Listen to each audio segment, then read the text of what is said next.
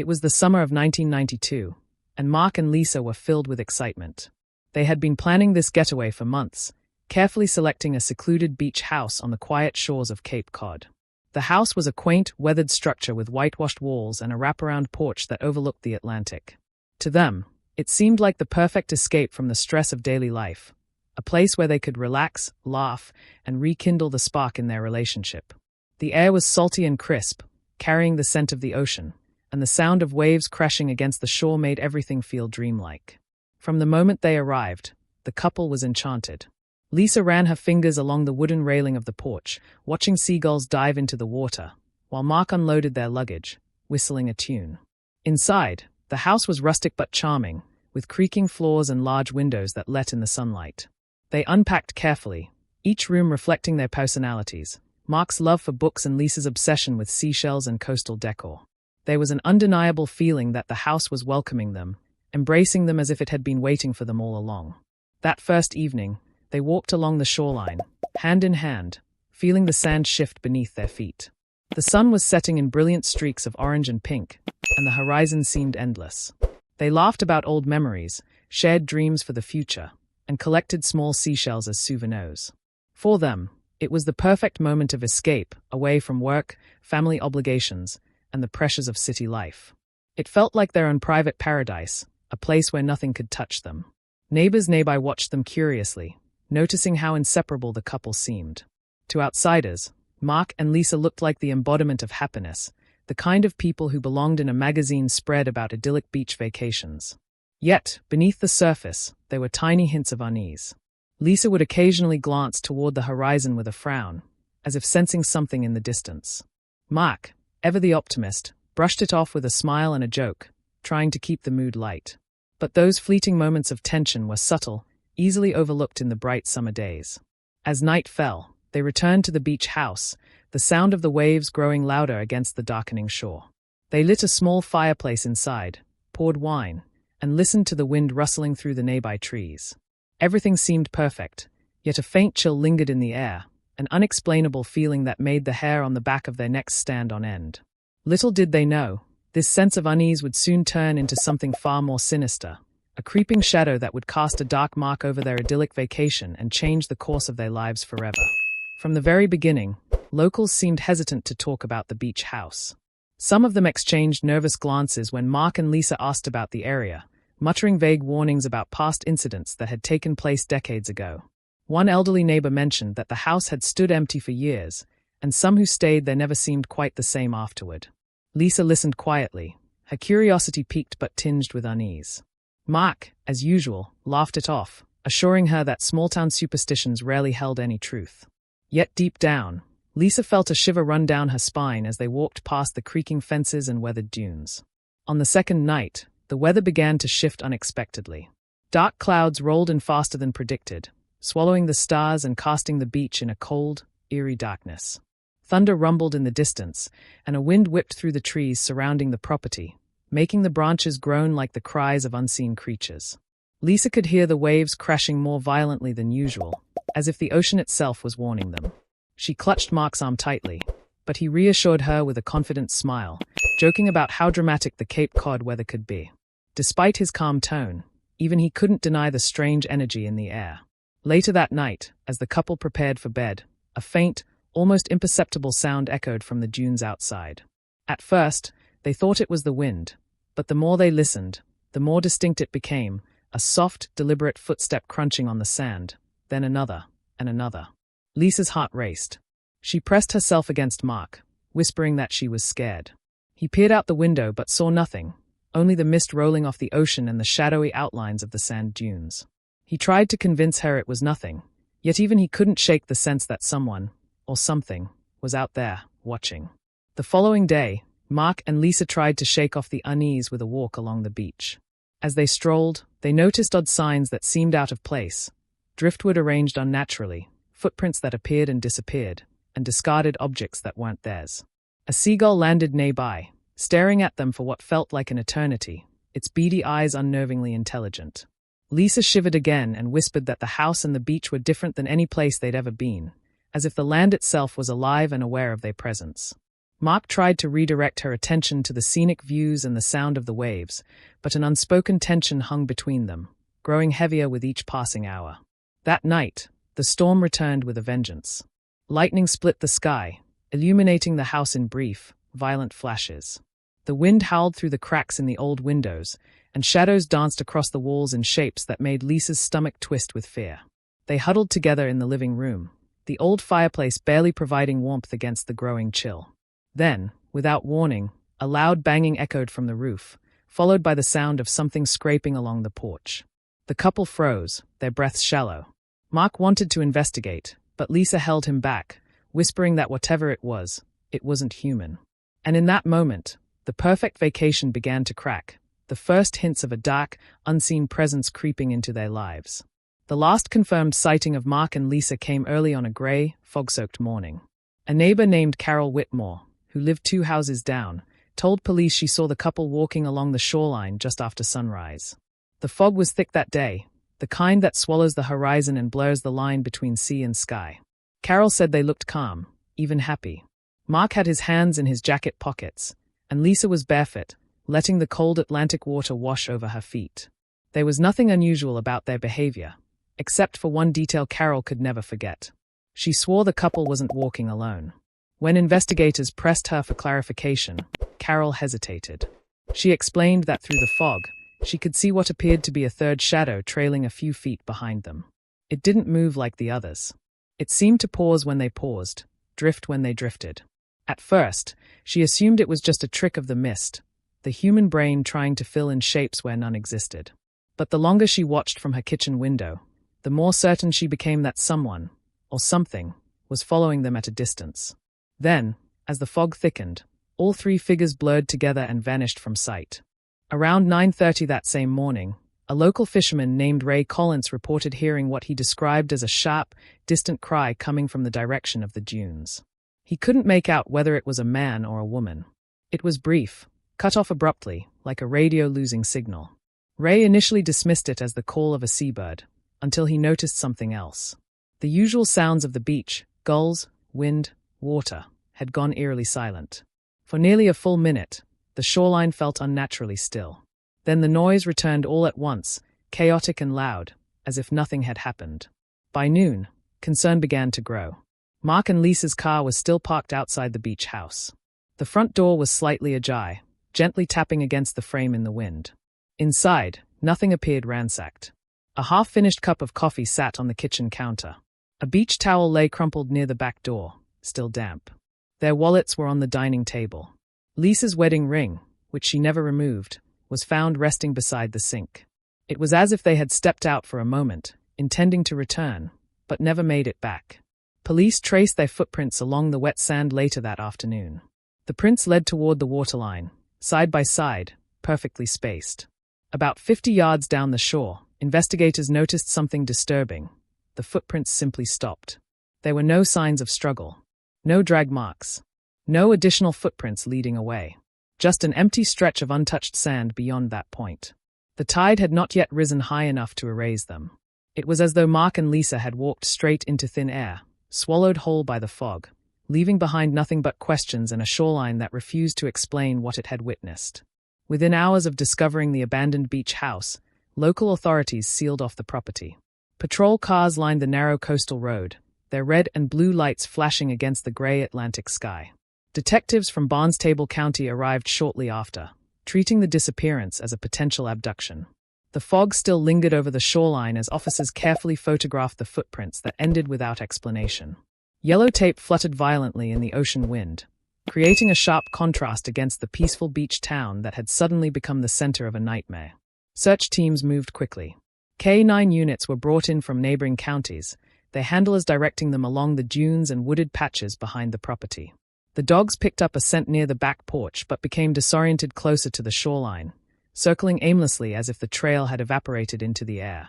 The Coast Guard deployed boats to scan the water, while helicopters hovered overhead, sweeping the coastline for any sign of debris, clothing, or bodies. Divers combed the ocean floor near the last known footprints, battling cold currents and murky visibility, but they surfaced empty-handed. Inside the beach house, investigators catalogued every detail. There were no signs of forced entry. No broken windows. No bloodstains. No overturned furniture. Mark's watch sat neatly on the bedside table. Lisa's suitcase remained half unpacked, clothes folded with care. Detectives dusted for fingerprints and found only those belonging to the couple and the cleaning staff from weeks prior. It was as if the house itself had frozen in time, preserving the exact moment before something unexplainable occurred. One detective reportedly remarked that it felt less like a crime scene and more like a set piece, perfectly arranged, eerily untouched. As days turned into weeks, media coverage intensified. News vans crowded the streets, broadcasting live updates under headlines like Cape Cod couple vanishes into thin air and mystery on the Atlantic shore. Family members flew in from Ohio, pleading for answers in emotional press conferences. Mark's brother insisted the couple would never voluntarily disappear. Lisa's mother tearfully described her daughter as someone who feared deep water, dismissing any theory that she might have wandered into the ocean willingly. The pressure on law enforcement mounted as tips poured in from across the country, most of them false, some bizarre, none helpful. Then came the theories. Some investigators suspected a carefully planned abduction, possibly by someone familiar with the property. Others leaned toward the possibility of accidental drowning, though the absence of bodies troubled even the most seasoned officers. A few locals whispered about darker possibilities, about the history of the land, about previous tenants who left abruptly, about strange lights seen offshore at night. Though officials dismissed those rumors publicly, privately, many admitted they had never encountered a case quite like this. And as the months stretched into years, the file labeled Mark and Lisa, 1992, grew thicker, heavier, and colder, eventually joining the shelf of unsolved mysteries that refused to give up their secrets. For more than 3 decades, the beach house stood in silence. Seasons came and went, storms battered its wooden frame, and salt from the Atlantic slowly ate away at its foundation. New owners bought the property in 2023, unaware of the full weight of its history. They planned a full renovation, modern windows, reinforced flooring, updated plumbing. To them, it was just an old coastal home in need of restoration. But to the town, it was something else entirely. It was the house where Mark and Lisa vanished. In early spring of 2024, a small construction crew began tearing up the original hardwood floors in the living room. The wood had warped badly over the years, and the foundation beneath it showed signs of moisture damage. As workers pried up the boards, one of them noticed something unusual.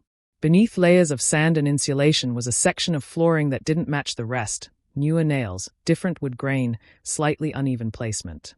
It looked like it had been replaced at some point, but not recently. The foreman initially assumed it was just an old repair job, but something about the placement felt deliberate. When they removed the altered section, their tools struck hollow space underneath. The sound was unmistakable, not the dull thud of foundation, but the echo of emptiness. The crew paused. The beach house had no basement, according to original blueprints. There was no record of additional storage space or crawl area beneath the living room. Yet the hollow resonance suggested otherwise. Carefully, they widened the opening. Dust and debris fell into darkness below.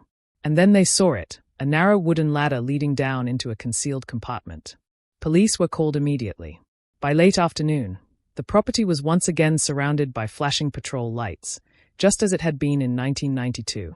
Detectives descended into the hidden space wearing masks and flashlights.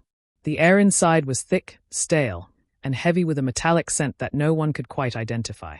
The chamber was small, no more than 8 feet by 10 feet, with rough wooden walls and a low ceiling. It didn't appear to be part of the original construction.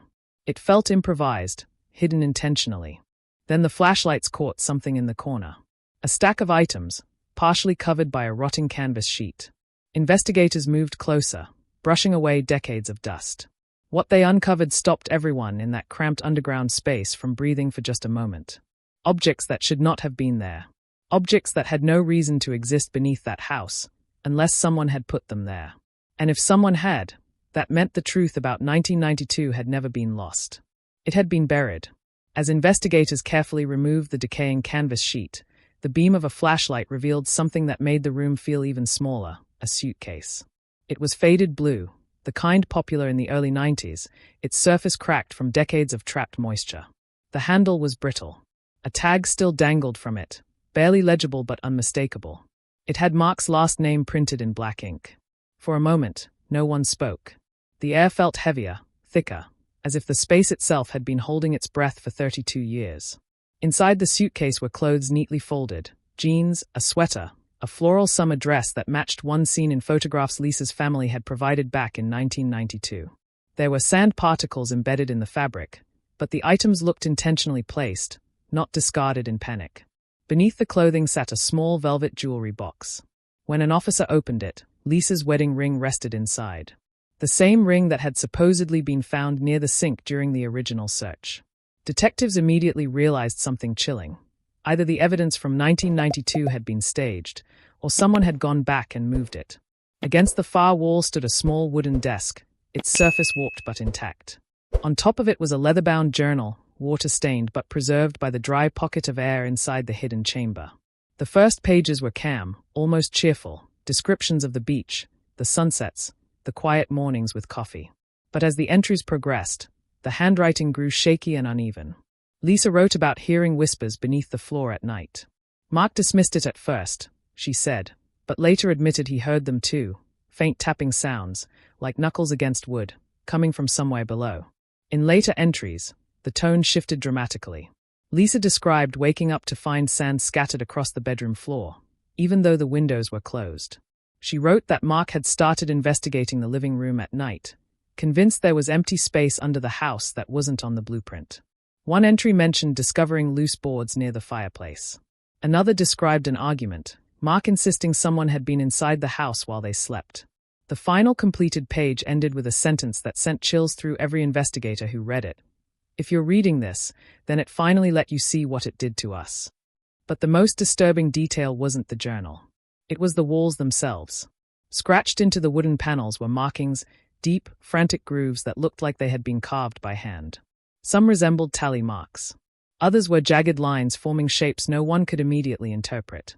Forensic teams couldn't determine when they were made, but the wood fibers suggested they weren't recent. And near the base of one wall, partially hidden in shadow, investigators noticed something darker stained into the grain, something that testing would later confirm had once been human blood. News of the hidden chamber spread across Cape Cod like wildfire. Within hours of the discovery, satellite trucks lined the coastal road once again, just like they had in 1992. National news outlets interrupted regular programming to cover the story. Headlines flashed across screens: secret room found in infamous beach house and new evidence in 32-year-old disappearance. Reporters stood outside the property as wind whipped through their hair, describing the scene in urgent tones. For the town, it felt like a ghost had clawed its way back into the present. Residents who had lived through the original disappearance were shaken to their core. Some admitted they had always believed something was hidden inside that house. Others said they avoided driving past it at night, claiming the porch light sometimes flickered even after the electricity had supposedly been shut off. An elderly man who once helped with the 1992 search told reporters he never believed the couple drowned. "The ocean gives things back," he said quietly. "It always does." His words echoed across social media, fueling speculation that whatever happened to Mark and Lisa had nothing to do with the water. Paranormal investigators soon arrived, carrying electromagnetic sensors and thermal cameras, insisting the chamber's discovery confirmed long-standing rumors of unexplained activity. They claimed temperature drops inside the house were abnormal. Some said electronic devices malfunctioned near the living room floor, directly above where the hidden space had been found. Late at night, curious onlookers gathered beyond the police tape, hoping to witness something unusual. A few swore they heard faint knocking sounds coming from inside the structure, slow, deliberate taps that seemed to answer one another. Meanwhile, detectives reopened the case file officially, re-examining every detail from 1992. Forensic teams ran fresh DNA analysis on the blood found in the chamber. Investigators questioned former property owners, contractors, even neighbors who had moved away decades earlier. One chilling discovery complicated matters further. County building records showed no permit had ever been filed for structural modifications to the home. The hidden chamber did not exist on any official document, which meant someone had constructed it illegally and carefully concealed it from inspection. As night fell over the beach house once again, floodlights illuminated the property while officers stood guard. The ocean continued its steady rhythm in the background, indifferent to the chaos it had witnessed for decades. The fog began to roll in just as it had on that morning in 1992, swallowing the horizon and blurring the edges of reality. And for a few quiet moments, as cameras packed up and reporters lowered their voices, some swore they could see faint shapes moving behind the living room windows, shifting shadows where no one stood. And to this day, no bodies have ever been found. No arrests were made. No confessions surfaced. Just a hidden room beneath a beach house, a journal filled with fear, and blood that proved something terrible happened inside those walls. Some believe Mark and Lisa uncovered a secret they were never meant to find. Others think someone had been watching them long before they arrived in Cape Cod that summer. And then there are those who whisper a darker theory, that whatever was beneath that house wasn't built to keep something out, but to keep something in. The beach house now stands empty once again. No one has dared to move in. Locals say that on foggy mornings, if you walk along that stretch of shoreline, you might notice something unsettling. Two sets of footprints appearing in the sand, side by side, leading toward the water. And just before they vanish, there's a third set following behind.